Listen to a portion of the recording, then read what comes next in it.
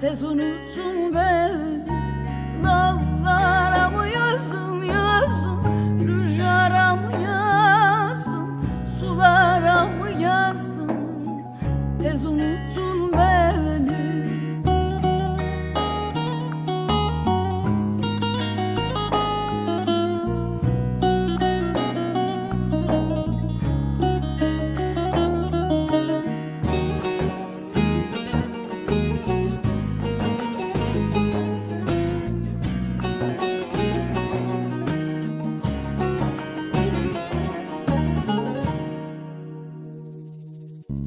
Hayli zaman oldu, ne aradın sordum, hayli vakit doldu, gelmedin durdun.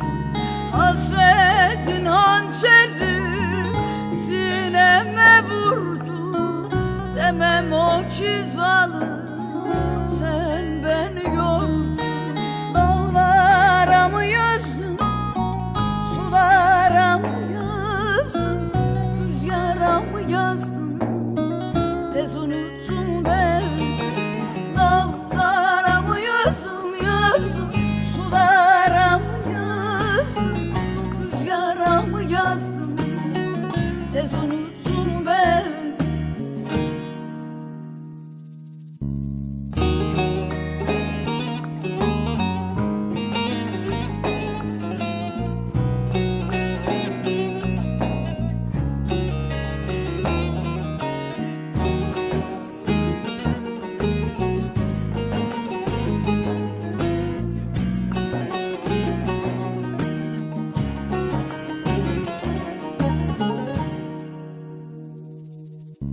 Hayli yıllar oldu, bekledim durdum, hayli mevsim doldu, gelmedin soldu.